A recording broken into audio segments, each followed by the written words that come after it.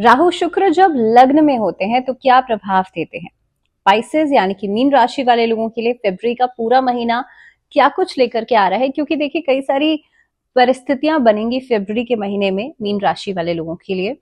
अब पहला एस्पेक्ट तो ये है कि सूर्य महीने की शुरुआत में आपके रहेंगे 11th हाउस में, जो कि एलिवेशन का घर है। अब सूर्य जब 11th हाउस में आते हैं तो डेफिनेटली आपके लिए बढ़ोतरी करते हैं, आपका कॉन्फिडेंस को बढ़ाते हैं। सूर्य क्योंकि मान सम्मान का कारक भी है तो कई सारी चीजों को एलिवेट कर देते हैं।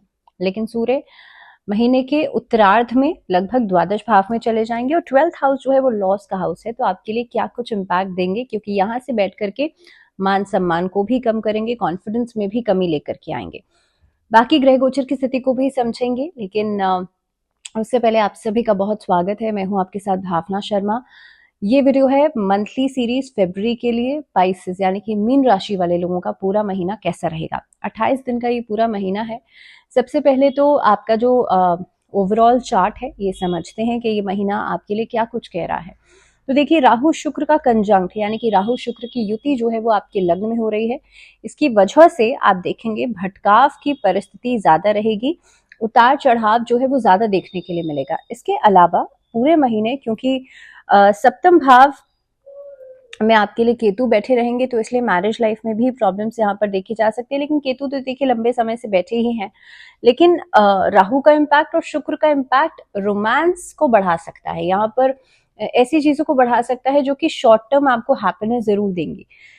इसके अलावा बृहस्पति जो है 3rd हाउस में बैठ करके चुनौतियां आपके लिए लेकर के आएंगे। लेकिन ये महीना नए रिलेशनशिप्स, नए लव रिलेशनशिप्स को शुरू करवा सकता है और यहाँ से प्रेम संबंधों की शुरुआत हो सकती है। अगर आप लॉन्ग डिस्टेंस रिलेशनशिप में थे तो इस महीने के अंदर आप देखेंगे उनसे मिलना हो सकता है या आप ट्रैवल करके मिल सकते हैं। इसके अलावा 22 फरवरी को आप जानते ही हैं कि शनि जो है वो अस्त होने जा रहे हैं और शनि बैठे हैं आपके लिए 12th हाउस में। 12th हाउस में बैठ करके शनि के साथ कंजंक्ट करेंगे बुध 12 फरवरी को। अब देखिए यहाँ पे बुध आदित्य योग तो बना ही हुआ था आपके एकादश भाव में। सूर्य बुध दोनों का ट्रांजिट होगा लगभग 11 और 12 फरवरी को और दोनों ही चले जाएंगे आपके लिए द्वादश भाव में। यहाँ से आपको क्या कुछ रिजल्ट्स देंगे इसके बारे में हम बात करेंगे, लेकिन पहले एक ओवरव्यू समझ लेते हैं, इससे पहले मैं डिटेल में बात करूं। अब जैसे पारिवारिक जीवन में भी आपके लिए उतार चढ़ाव जैसी स्थिति रहेगी, इस अवधि के अंदर आपकी मदर की हेल्थ को लेकर के आपको थोड़ा सा परेशान होना पड़ सकता है। साथ ही में पूरे महीने क्योंकि द्वादश भाव में शनि तो है ही और शनि जो अब अस्त भी होने जा रहे हैं 22 तारीख को, खर्चों को बढ़ाएंगे, थोड़ा सा आपकी एफर्ट को बढ़ाएंगे। और एफर्ट का मतलब होता है स्ट्रगल। जब शनि कहीं ना कहीं पे आपको बहुत अच्छे रिजल्ट्स नहीं देते हैं तो आपकी एफर्ट थोड़ी सी बढ़ जाती है। अब पाइसेंस के लिए तो देखिए क्योंकि तो पाइसेंस के लिए तो अब 7.5 में भी बदलाव होगा, आपके लिए द्वितीय चरण जो है वो शुरू हो जाएगा। अब बात करते हैं सबसे पहले आपका कार्य क्षेत्र, उसको डिटेल में समझते हैं कि कैसा रहेगा इस पूरे महीने में। दशम भाव के स्वामी बृहस्पति 3rd हाउस में रहेंगे यानी कि पराक्रम भाव में। आलस्य ऐसी समस्या जो है वो आपको दे सकते हैं जिसकी वजह से समस्याएं तो आएंगी। अब आप इसको अगर हल्के में लेते हैं, आपको ऐसा लगता है कि भाई आलस्य तो कोई बहुत बड़ी बात नहीं है, लेकिन आप ये मान के चलिए कि 10th हाउस के लॉर्ड 3rd हाउस में बैठे हैं, अब मार्गी भी होने जा रहे हैं, तो कहीं ना कहीं पे आपको अपॉर्चुनिटीज तो देंगे लेकिन आलस्य जैसी समस्याओं को बढ़ा सकते हैं। इस अवधि के अंदर आप देखेंगे आपके जो वरिष्ठ अधिकारी हैं वो आपको सहयोग करेंगे, आपके काम की प्रशंसा करेंगे। ऐसा नहीं है कि आपके लिए अच्छी चीजें नहीं होंगी, अच्छी चीजें ऑब्वियसली होंगी क्योंकि देवगुरु बृहस्पति 3rd हाउस में बैठे हैं। लेकिन इसके साथ साथ कुछ ऐसे पॉइंट्स हो सकते हैं या कुछ ऐसी चीजें हो सकती हैं जिसको अगर आप ध्यान नहीं दे रहे हैं तो डेफिनेटली परेशानियां बढ़ेंगी। जैसे कि शनि का द्वादश भाव में बैठ करके अस्त हो जाना, ये भी आपके अंदर आलस्य वाली प्रवृत्ति को बढ़ाएगा। अब इसके अलावा देखिए यहाँ पे सहकर्मियों से भी आपको पूरा सहयोग मिल रहा है। कार्य क्षेत्र में आपकी जो परिस्थिति है वो बेहतर बनेगी। मंगल 4th भाव में बैठ करके आपके दशम भाव को देख रहे हैं तो यहाँ से आपको ऊर्जा मिल रही है। पूरे चार्ट के अंदर कई सारे प्लैनेट्स ऐसे होते हैं जो अपना अलग अलग रोल प्ले करते हैं। अब सही प्रेडिक्शन ये है कि उसका एक लमसम आउटलाइन या एक जो भी मैं आपको समझा रही हूं उसका एक लमसम रिजल्ट मैं आपको बताऊं तो शनि जो है वो ऊर्जा को कम करेंगे लेकिन मंगल ऊर्जा देंगे क्योंकि वो 4th भाव में बैठ करके आपके 10th हाउस को देख रहे हैं। तो मंगल जो है वो डेफिनेटली ऊर्जा के कारक हैं, तो मंगल आपकी ऊर्जा को बढ़ाएंगे।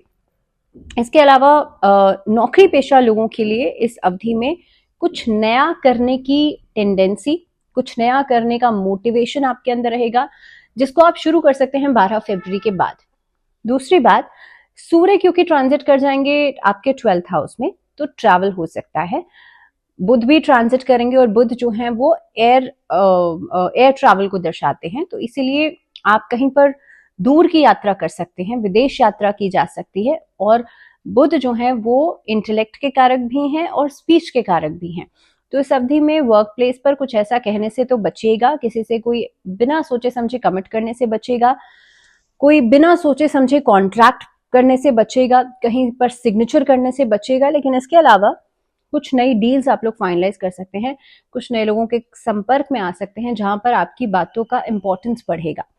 इसके साथ साथ आप देखेंगे व्यापारी जो लोग हैं या व्यापार खुद का करते हैं, अब पूरे महीने बृहस्पति आपके सप्तम भाव को देखेंगे, व्यापार की स्थिति को मजबूत बनाएंगे और इस अवधि में व्यापार के सिलसिले में बहुत भागदौड़ भी करनी पड़ सकती है। लंबे समय से जो व्यापार को बढ़ाने की, एक्सपैंड करने की कोशिश कर रहे हैं, सप्तम भाव को जो बृहस्पति देख रहे हैं और मार्गी भी होने जा रहे हैं, तो एक्सपेंशन इस महीने में हो सकता है। यानी कि आपने कहीं इन्वेस्ट करने का सोचा है, आप कर सकते हैं। आपने कुछ किसी के साथ कोलैब करने का सोचा है, आप कर सकते हैं। लेकिन अगेन वही बात कि 2-3 चीजें यहाँ पे इन्वॉल्व हो जाती हैं, तो इसीलिए कोलैबोरेशन जिसके साथ भी कर रहे हैं बहुत सोच समझ के कीजिएगा। मैं ये नहीं कह रही हूँ कि करना नहीं है, करना है, लेकिन बहुत सोच समझ के करना है, क्योंकि बुध बैठे हैं 12th हाउस में, सूर्य बैठे हैं 12th हाउस में, मैनिपुलेशन जो है वो हो सकता है।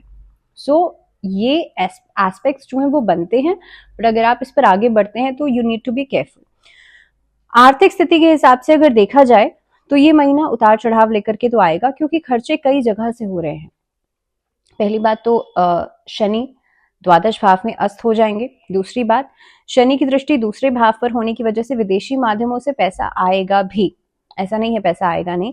सप्तम भाव के स्वामी बुध जो है एकादश भाव में महीने की शुरुआत में रहेंगे, जो कि धन लाभ कराएंगे। अब महीने की शुरुआत का मतलब यह है कि 1 फरवरी से लेकर के लगभग 12 फरवरी को बुध का ट्रांजिट होगा, तो यहां तक जो एक इम्पैक्ट रहेगा वो धन लाभ का दिखाई देता है। उसके बाद बुध चले जाएंगे द्वादश भाव में, सूर्य भी चले जाएंगे 11 तारीख को। यहां से व्यापारिक खर्चों को बढ़ाएंगे। मान लीजिए आप कोई काम में भी इन्वेस्ट कर रहे हैं, तो खर्चा तो आपका होगा ही एनी हाउ, लेकिन हाँ वो किसी प्रोडक्टिव काम में हो रहा है, इस चीज को आपको देखना है। दूसरी बात, महीने की शुरुआत में आप देखेंगे एकादश भाव में जब सूर्य और बुध रहेंगे तो आपकी एक फाइनेंसेस को स्ट्रॉन्ग कर देंगे, और इस अवधि में इन्वेस्टमेंट के लिहाज से ये समय बहुत अच्छा रहेगा। इस अवधि में आप लोग इन्वेस्टमेंट्स कर सकते हैं। इसके अलावा शुक्र की जो आपकी राशि में उच्च होकर के बैठे हैं, तो यहां से भी पैसे को अट्रैक्ट करने के जो एक टेंडेंसी है वो बढ़ जाती है, तो पैसा यहां से आता हुआ भी दिखाई देगा, तो आमदनी आपकी ठीक ठाक रहेगी। मंगल के प्रभाव से भी आपकी आमदनी बेहतर होगी। बृहस्पति का प्रभाव भी दिखाई देता है व्यापारिक दृष्टिकोण से, लेकिन खर्चों पर नियंत्रण करना बहुत इंपॉर्टेंट है, तो इसलिए बजटिंग के अनुसार आप खर्चा कीजिएगा और दोनों में बैलेंस बना करके चलेंगे तो अच्छा रहेगा। अब स्वास्थ्य के दृष्टिकोण से देखते हैं कि ये महीना आपके लिए कैसा रहेगा, तो आपकी राशि स्वामी बृहस्पति जो है वो बैठे हैं 3rd हाउस में, और तीसरे भाव के स्वामी जो है शुक्र, वो आपकी राशि में एक तरीके का परिवर्तन योग बना रहे हैं। इसे कहा जाता है राशि परिवर्तन योग। और ऐसी स्थिति में पूरे महीने एक आलस्य का रहना आपके अंदर लाजमी है। इस महीने के अंदर आप देखेंगे आपके अंदर एक काम को टालने की आदत जो है वो आ सकती है। शारीरिक स्वास्थ्य तो बिगड़ ही सकता है, लेकिन राहु उच्च के शुक्र के साथ बैठे हैं तो काफी हद तक, और सप्तम भाव में केतु की उपस्थिति, उन पर मंगल की दृष्टि भी रहेगी, तो शनि 12th हाउस में बैठ करके आपके हेल्थ से जुड़ी हुई प्रॉब्लम्स को बढ़ा सकते हैं। तो आपको करना यहाँ क्या है कि आपको केयरफुल रहना है और आलस्य से बचना है, क्योंकि जितना ज्यादा आपके अंदर आलस्य बढ़ेगा उतनी ही ज्यादा परेशानियां भी बढ़ेंगी।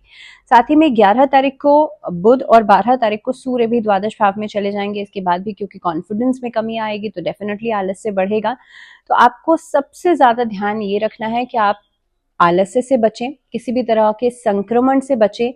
अनियमित रक्तचाप, यानी कि अगर बहुत ज्यादा आपका ब्लड प्रेशर बहुत कभी अप हो जाता है कभी लो हो जाता है, इस तरीके की अनियमितता है, इस प्रॉब्लम से बचेगा। आंखों से जुड़ी हुई समस्या, खासतौर पे पैरों में चोट लगना, इस तरीके की प्रॉब्लम्स जो है वो परेशान कर सकती हैं।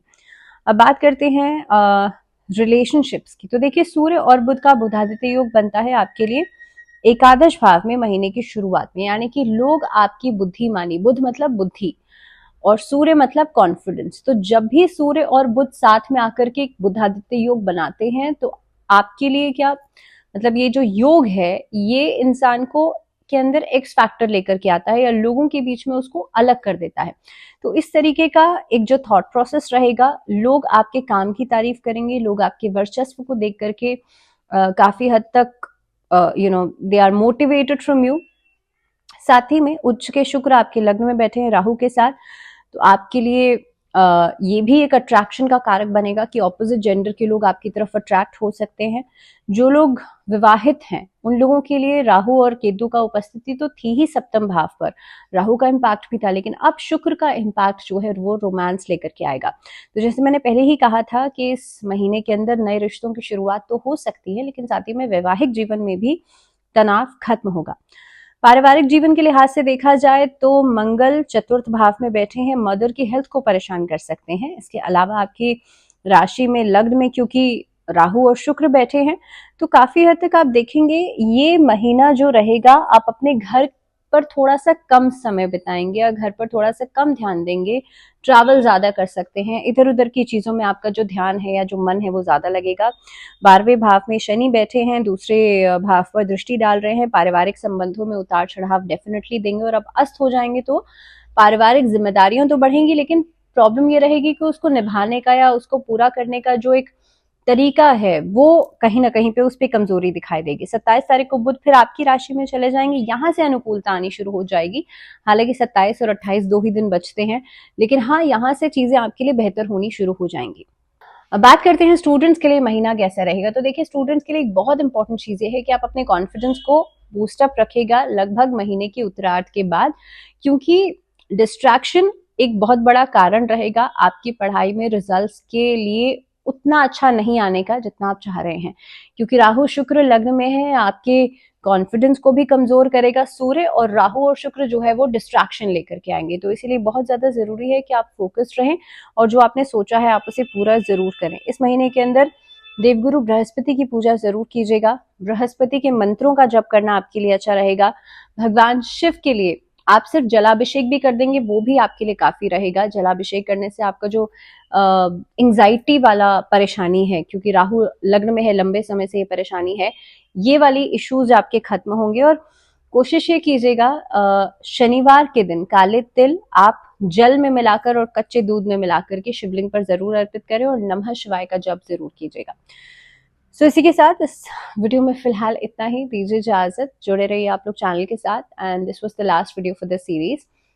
शुरुआत करेंगे किसी अगली सीरीज की और आपसे मुलाकात होगी, लेकिन तब तक के लिए जुड़े रहिए और ध्यान रखिए।